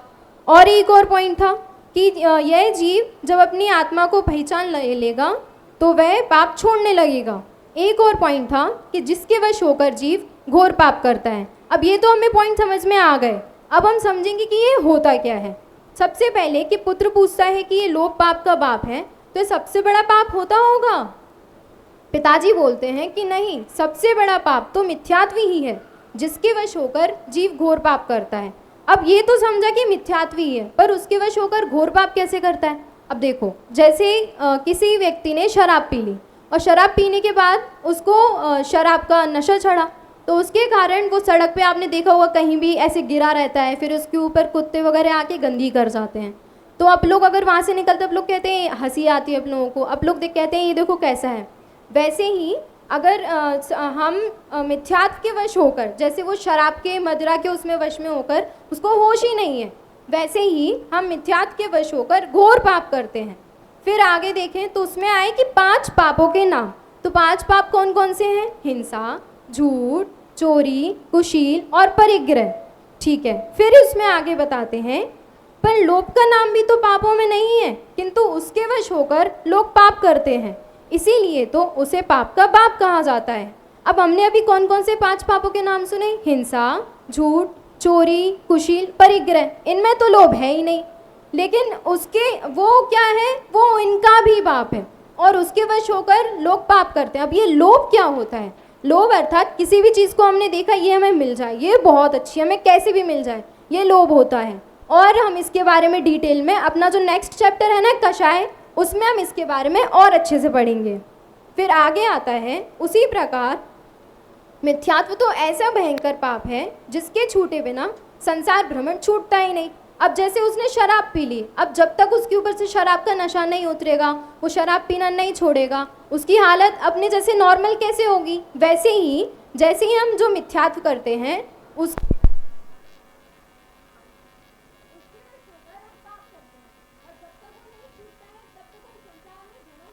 Next point.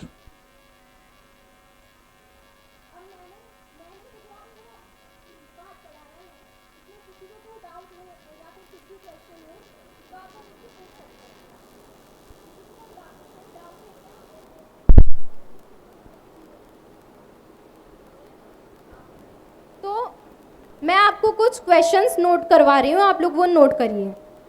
लिखिए पहला क्वेश्चन, उल्टी मान्यता का नाम मिथ्या। क्वेश्चन लिखिए, मिथ्यात्व किसे कहते हैं? आंसर लिखिए, उल्टी मान्यता का नाम ही मिथ्यात्व है। आगे चलिए। अब मैंने आपको जो क्वेश्चन लिखवाए हैं, मैं उनमें से आपसे क्वेश्चन पूछूंगी। सबसे पहले इसमें कौन कौन सी डेफिनेशन आई एक बार हम देख लेते हैं। उल्टी मान्यता का नाम ही मिथ्यात्व है। मिथ्यात्व के वश होकर जीव घोर पाप करता है। लोभ पाप का बाप है और जीव मिथ्यात्व के कारण ही दुखी है, और अगर वह अपनी आत्मा को पहचान लेगा तो वह ये पाप छोड़ने लगेगा। और एक मिनट, ये आप कौन सा सोपान कर रहे हैं? क्या? ये जो आप कर रहे हैं ये कौन सा सोपान कर रहे हैं? ये वस्तुनिष्ठ बोधगम्य की पारिभाषिक करवाते हैं। जिस जो वस्तुनिष्ठ पर आपको घटाना सिर्फ वही एक परिभाषा बोलते हैं, सारी नहीं बोलते। ठीक है, चलो मैं आपसे इसमें क्वेश्चन पूछूंगी। उल्टी मान्यता का नाम क्या है? सभी लोगों को हाथ उठा के बताना है। उल्टी मान्यता का नाम क्या है? आप बताइए, बैठे बैठे बताइए। उल्टी मान्यता का नाम मिथ्यात्व है। अच्छा, दूसरा। एक मिनट, ये जो प्रश्न किया ये कौन सा सोपान है वस्तुनिष्ठ का? चलो आगे चलो। उल्टी मान्यता का नाम मिथ्यात्व है या नहीं? एक मिनट, वस्तुनिष्ठ प्रश्नोत्तर दोबारा करिए, आप दोबारा करिए शुरू से। उल्टी मान्यता का नाम मिथ्यात्व है। ये हाँ ठीक है, चलिए। उल्टी मान्यता का नाम मिथ्यात्व है या नहीं? उल्टी मान्यता का नाम मिथ्यात्व है। दूसरा क्वेश्चन, उल्टी मान्यता का नाम मिथ्यात्व है या कषाय? आप बताइए। आगे चलिए, आगे चलिए। हाँ, उल्टी मान्यता का नाम क्या है? मिथ्यात्व। और मिथ्यात्व किसे कहते हैं? ठीक है, आगे चलिए। अच्छा, तो आज हमने क्या क्या पढ़ा, हम एक बार वो देख लेते हैं। सबसे बड़ा पाप मिथ्यात्व है, जिसके वश होकर जीव क्या करता है? घोर पाप करता है। हमने 5 पापों के नाम पढ़े, हिंसा, झूठ, चोरी, कुशील, परिग्रह। सबसे बड़ा पाप कौन सा है? लोभ, और उसे पापों का बाप कहा जाता है। उल्टी मान्यता का नाम क्या है? मिथ्यात्व। और जीव अपनी आत्मा को अगर समझ लेगा तो वह भी पाप छोड़ने लगेगा। अब मैं आपसे कुछ क्वेश्चन पूछूंगी।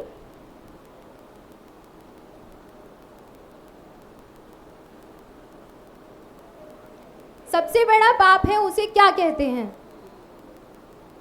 सबसे बड़े पाप को क्या कहते हैं? आगे चलिए।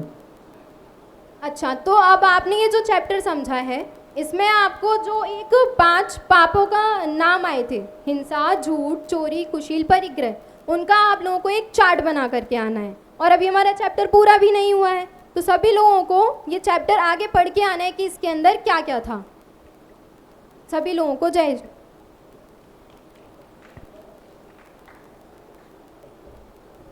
आपने नोट किया?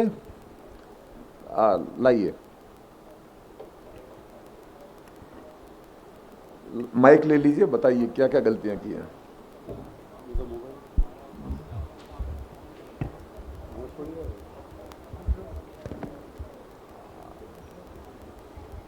इसमें स्पष्टीकरण नहीं करा था अच्छे से, पहला। और दूसरा, जब वस्तुनिष्ठ प्रश्नोत्तर में भावभाषण परक का वो नहीं समझाया था और जीवन उपयोगी नहीं समझाया था। उससे पहले सब कुछ ठीक था। उसके पहले आगे बताइए, आगे बताइए। जीवन उपयोगी और भावभाषण नहीं कराया था, वस्तुनिष्ठ प्रश्नोत्तर का एग्जाम्पल दे के नहीं समझाए थे उसके। और सारांश कथन का उन्होंने सीधे समापन कर दिया था, सार नहीं बताया था। और गृह कार्य तो करा दिया था बस। ठीक है, बैठो। हाँ, आप बताइए, शुरू से बताइए।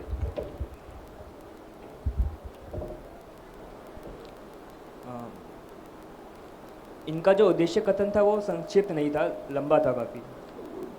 ठीक है, वो इतना चलता है। और मूल्यांकन में इन्होंने दूसरा, तीसरा और चौथा नहीं करा था। मूल्यांकन में या मूल्यांकन प्रश्नोत्तर? मूल्यांकन में। हाँ, मूल्यांकन में उन्होंने सेकंड, थर्ड, हाँ, फोर्थ। ठीक है। सेकंड, थर्ड, फोर्थ तीनों नहीं किए। हाँ। और इन्होंने वस्तुनिष्ठ प्रश्नोत्तर में आदर्श वचन सही था क्या? हाँ, आदर्श वचन सही था। आदर्श वचन में निर्देश नहीं दिए थे, पॉइंट्स नोट करना दिए था। मेन पॉइंट्स नोट करने का दिया था। मेन पॉइंट्स नोट करने का निर्देश दिया था। वो नहीं दिया था ना, तो दिया था इन्होंने। दिए अच्छा, ओके। अच्छा, और अनुकरण वाचन में निर्देश दिए थे? हाँ, दिया था। अच्छा, चलिए नेक्स्ट, आगे चलिए। इन्होंने वस्तुनिष्ठ प्रश्नोत्तर में भावभाषण परक और जीवन उपयोगी प्रश्नोत्तर नहीं पूछे। ठीक है। और इन्होंने समापन मूल्यांकन प्रश्न नहीं पूछे। समापन मूल्यांकन प्रश्न तो किए थे। नहीं, किया था ना वो। मैं कुछ प्रश्न पूछती हूँ और फिर वो किया था, एक के बाद मैंने रोक दिया था उनको। ठीक है, बैठो।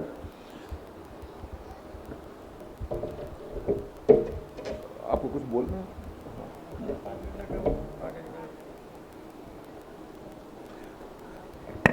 ऐसा है, देखिए, ये पर्याप्त नहीं है। एक क्लास में सिर्फ 2 लोगों को पढ़वाया जा सका है। अगर कल हम ज़्यादा नहीं बोलेंगे तो 3 को पढ़ा लेंगे, 4 को पढ़ा लेंगे, इतने सारे लोग हैं। तो आपको व्यक्तिगत तौर पर ग्रुप बना करके इसकी प्रैक्टिस करनी चाहिए, क्योंकि प्रैक्टिस बहुत ज़रूरी है।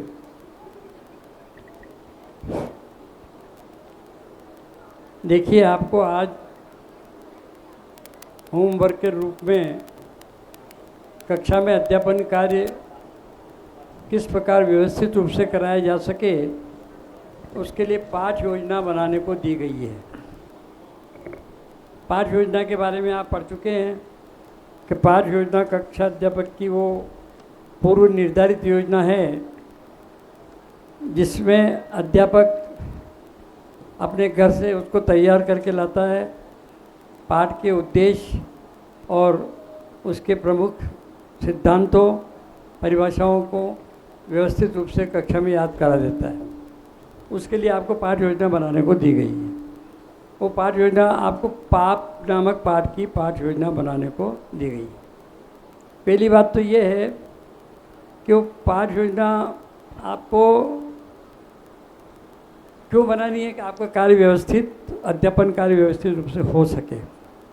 इसके लिए उस पाठ को आपको देखना पड़ेगा कि ये पाठ छोटा है कि बड़ा है। तो छोटा है तो 1 दिन की 2 अनुवृत्ति, 1 दिन की 3 अनुवृत्ति से भी वो पूरा हो सकता है। और बड़ा है तो 2 दिन में और 3 दिन में भी पूरा हो सकता है। परंतु आपको यहाँ पर अभ्यास के लिए ऐसे मध्यम पाठ की 5 योजना बनाने को दी गई है, पाप नामक पाठ की, जो न छोटा है और न बड़ा है। इसलिए आपको इस पाठ योजना को 2 दिन में विभाजित करना है। कितने दिन में? 2 दिन में। और प्रत्येक दिन में, प्रथम दिन में 3 अनुवृत्तियाँ होगी और दूसरे दिन में 1 अनुवृत्ति होगी। अब प्रथम दिन की प्रथम अनुवृत्ति में कौन कौन से सोपान होंगे, ध्यान से सुन लेना। अभी आपको पंडित जी ने बताया था, मुझे बताना तो नहीं चाहिए, पर आप लोगों की सुविधा के हिसाब से मैं बता रहा हूँ कि प्रथम दिन की प्रथम अनुवृत्ति में कौन कौन से सोपान होंगे। तो उस दिन तो आपको बोर्ड कार्य, पूर्व मूल्यांकन, आदर्श उद्देश्य कथन, आदर्श वाचन और ये सब आपको उसमें करना। उसके बाद आदर्श वाचन, अनुकरण वाचन, व्याख्या और स्पष्टीकरण, संवाद, मूल्यांकन, वो सब आपको उसमें करना है। इसके बाद बोधगम्य प्रश्नोत्तर और वस्तुनिष्ठ प्रश्नोत्तर और सारांश कथन। यहाँ तक आपको प्रथम दिन की अनुवृत्ति में करना है, प्रथम अनुवृत्ति में। अब दूसरी अनुवृत्ति में इसके बाद केवल आपको वहाँ से आदर्श वाचन, अनुकरण वाचन और क्या नाम से व्याख्या, वही संवाद, स्पष्टीकरण और मूल्यांकन वगैरह, वो सारे आपको 6 सोपान करना है। और तीसरी अनुवृत्ति में आपको थोड़ा विशेष करके आदर्श वाचन, अनुकरण वाचन, व्याख्या, संवाद, मूल्यांकन, क्या नाम से भाववासन परक, जीवनोपयोगी प्रश्न और ये सारे करके, और बोधगम्य प्रश्नोत्तर, वस्तुनिष्ठ प्रश्नोत्तर, सारांश कथन, समापन मूल्यांकन और गृह कार्य, ये तीसरी अनुवृत्ति में आपको यहाँ तक करना है। तो ये तो आपके प्रथम दिन की अनुवृत्तियाँ हो गई। प्रथम दिन का पूरा पाठ आपको तैयार हो गया। अब दूसरे दिन का जो प्रथम पाठ दूसरा दिन है, उसमें एक अनुवृत्ति आप बना रहे हैं, उसमें सारे के सारे सोपान उसमें लगेंगे, ये ध्यान रखना। अब आपको पाठ योजना कैसे बनाएंगे, क्या क्या बनाएंगे, कहाँ बनाएंगे, तो पाठ योजना बनाने के लिए आपको ऐसे जो पेज होते पृष्ठ, ऐसा ये दो का मिलकर के एक पृष्ठ पेज हुआ है, तो ऐसे मतलब आपको 3 मतलब 6 पृष्ठ आपको बुक स्टॉल से लेना है। कहाँ से लेना है? बुक स्टॉल से आपको पैसे दे करके वो आप ले लेना, तो आपको वहाँ से मिल जाए, आज ही ले लेना वो। और वो उसके साथ आपको 6 पेज के साथ पेज, अपना पेन, लाल, पीला, लाल, नीला या आपका स्केच पेन जो भी आप सुंदर बनाने के लिए करो, वो भी आपको साथ में लेना है। अब ये लेकर के आपको क्या करना है कि अभी तो आपके निर्देशिका में ये पाठ योजनाएं, आदर्श 5 पाठ योजनाएं दी गई है, उनको देख कर के और अपने ग्रुप के साथियों की मदद से, यदि उनने कि मैंने ये क्या यहाँ तक बनाई, तुमने कहाँ तक बनाई, मेरा क्या सोपान छूट गया, मेरी कौन सी अनुवृत्ति बनाना और इसमें कौन सा उदाहरण देना, ऐसा आप अपने ग्रुप के साथियों से मदद भी उसमें ले सकते हैं। तो वो लेकर के आप जो है कल भोजनालय के पास वो जो 5 नंबर का कमरा है, शायद 5 नंबर का हाल है, बड़ा वो बड़ा वाला हाल है, कितने नंबर मेरे को मालूम नहीं है। उस बड़े वाले हाल में आप सबको वहाँ बैठना है, चाहे आप अपने ग्रुप के साथ बैठ सकते हो, अपने साथी के साथ बैठ सकते हो, और वहाँ बैठ कर के विचार विमर्श कर सकते हो, इससे सलाह कर सकते हो, पूछ सकते हो। और आपके गुरुजन भी वहाँ रहेंगे, हो सकता है मैं भी वहाँ रहूँ, तो आपको अभी सब प्रकार की मदद ये पाठ योजना बनाने में रहेगी। इसलिए आप इस पाठ योजना को अच्छी, साफ, सुंदर, स्वच्छ बनाएंगे, बनाने का प्रयत्न करेंगे, तो ये आपके नंबर आपको वैसे फोकट में प्राप्त हो जाएंगे। परीक्षा में तो आपको ये सब सुविधा नहीं मिलेगी। यहाँ तो आपको खुली 7 बजे से 10 बजे तक 3 घंटे तक एक पाठ योजना अपने साथियों से पूछ के, प्रदेशिका में से, निर्देशिका में से टिप करके, नकल करके बना सकते हो, सब कुछ कर सकते हो।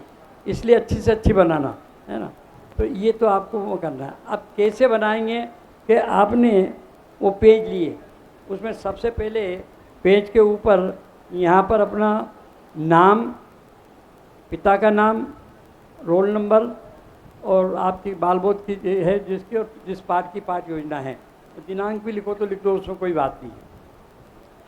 वो तो अभी तो आपको मोबाइल नंबर लिख देना अपने, ताकि उससे हमको पता पड़ जाए। अगर कोई का नाम भी गलत हो जाए या 2 नाम भी हो जाए, तो मोबाइल नंबर से, पिता के नाम से हमको सुविधा उसमें हो सकती है।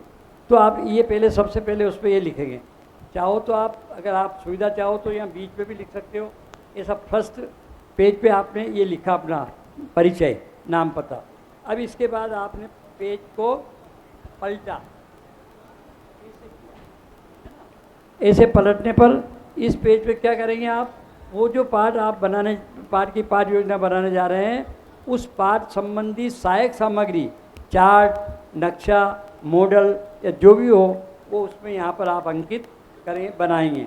चार्ट तो बना ही सकते हैं आराम से, पाप, ऊपर लिख दिया पाप, नीचे लिख दिया 5, किसी ने पेड़ बना दिया, उसकी 5 डालियाँ कर दी, किसी ने फूल बना दिया, उसकी 5 कलियाँ कर दी, ऐसे कुछ भी करके मतलब आप जो है सुंदर बनाने के लिए अथवा प्रभावित अध्यापन कार्य होने के लिए वो चार्ट नक्शा आदि का भी, मॉडल आदि का भी यहाँ पर आप वर्णन करेंगे।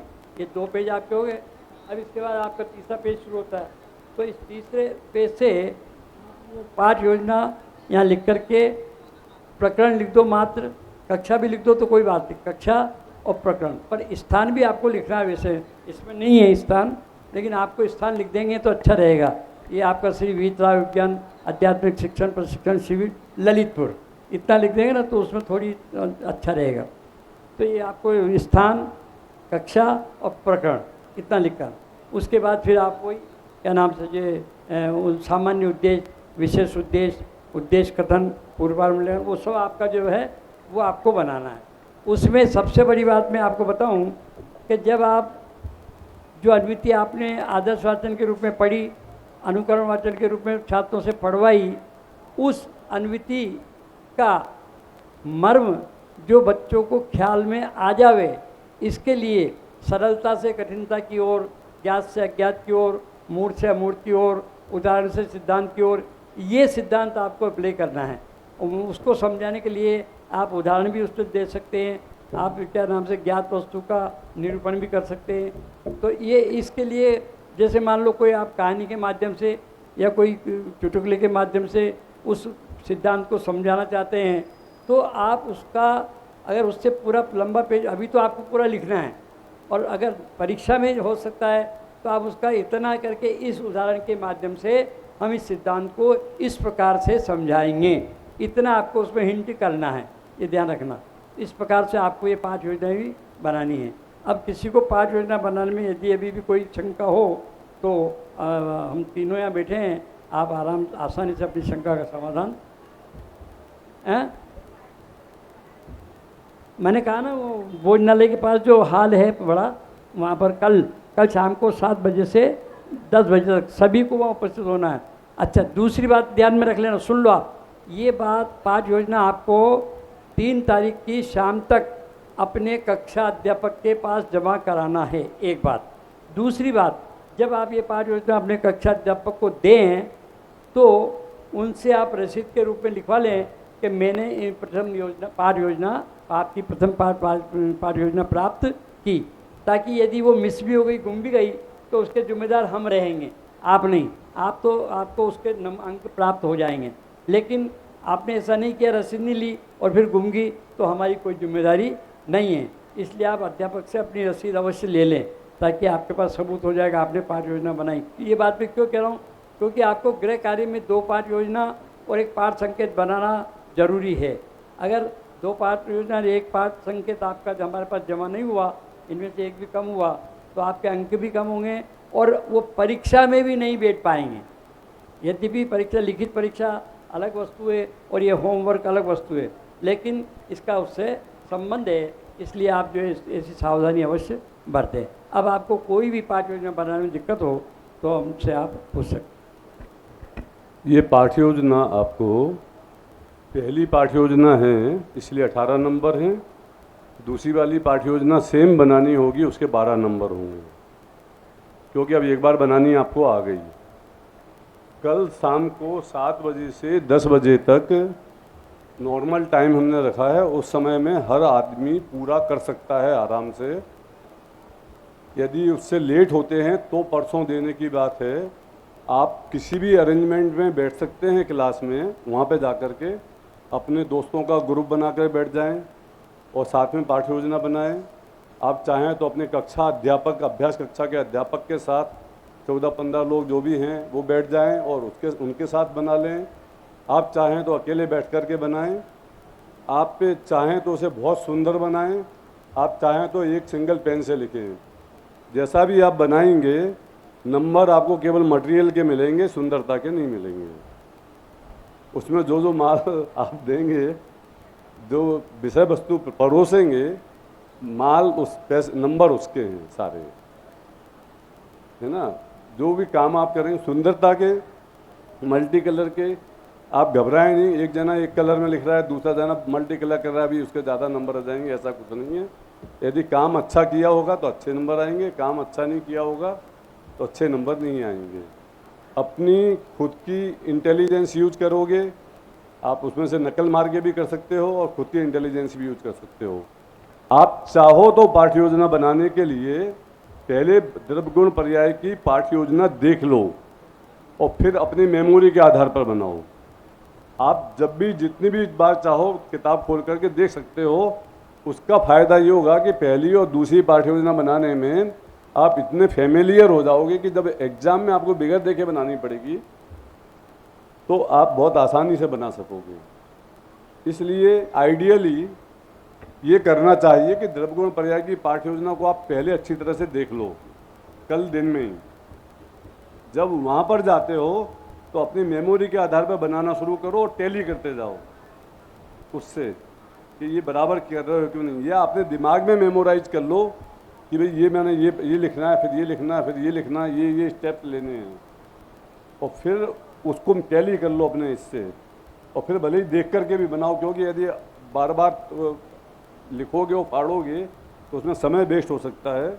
इसलिए परसों की डेट है, मतलब 3 तारीख की जो डेट रखी है वो उसके लिए रखिए। बनानी सबको कल एक साथ बैठ करके 7 बजे से 10 बजे, 10:30 बजे, 11 बजे, जितने भी बजे ख़त्म कर पाते हो आप, उसे आपको ख़त्म करना है।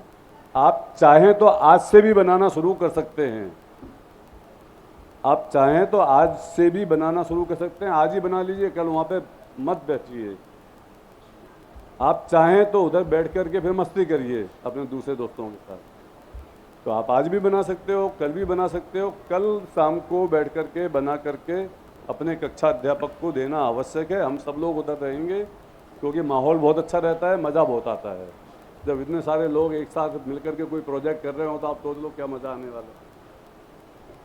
तो वो मज़े का थोड़े थोड़े भागीदार हम भी हो जाते हैं आपके साथ। इसलिए हम सब लोग भी उधर रहेंगे, हमारे सारे अध्यापक लोग भी रहेंगे। तो आप इसको एंटरटेनमेंट कम प्रोजेक्ट के रूप में ले सकते हैं, तो आपको ज़्यादा मज़ा आएगा। और आप इसमें सीख जाइए, क्योंकि उसमें पाठ्य योजना के सबसे ज़्यादा मार्क्स हैं। जो फाइनल एग्ज़ाम होगा ना 9 तारीख को आपका, 10 तारीख को फाइनल एग्ज़ाम होगा, 9 तारीख को प्रैक्टिकल एग्ज़ाम होगा। प्रैक्टिकल के मार्क्स आपको कैसे मिलेंगे वो दे दिए हमने आपको, इसमें लिखे हुए हैं। उतने ही नंबर का पेपर होगा, 50 नंबर का, उसमें से पढ़ाने के उतने मार्क्स होंगे। पहली पाठ्य योजना के 18 मार्क्स, दूसरी पाठ्य योजना के 12 मार्क्स, पाठ संकेत के 5 मार्क्स और 15 मार्क्स आपके क्लास टीचर आपके क्लास की परफॉर्मेंस पर इंटरनल असेसमेंट के देंगे।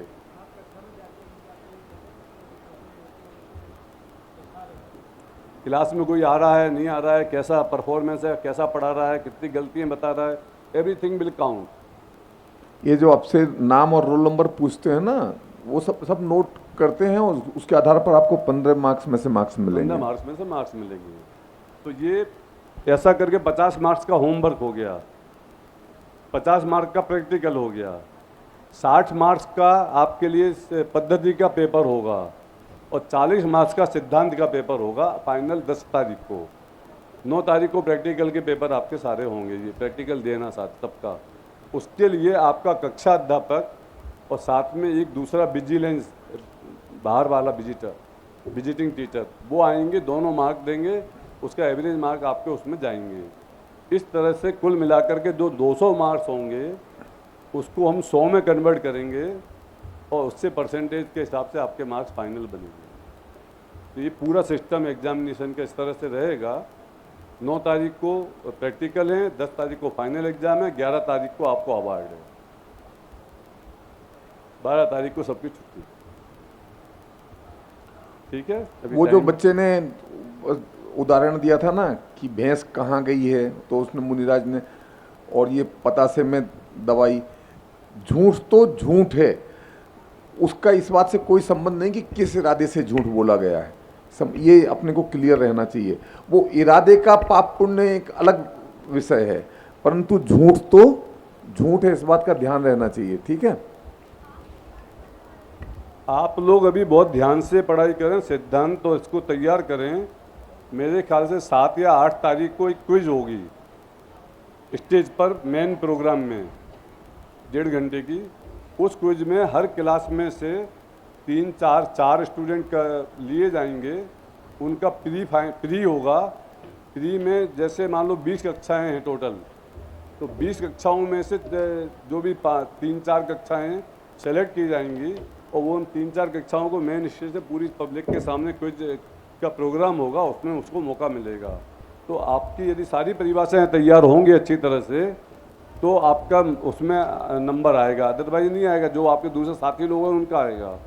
तो उसकी तैयारी के लिए आप 7 या 8 तारीख को वो प्रोग्राम होगा, तब तक आपके करीब करीब सारे लेसन हैं निकल चुके होंगे। तो उसके लिए भी आप अपनी तैयारी कर लीजिए, उसमें अवार्ड भी प्राइजेस भी मिलते हैं सबको। ठीक है।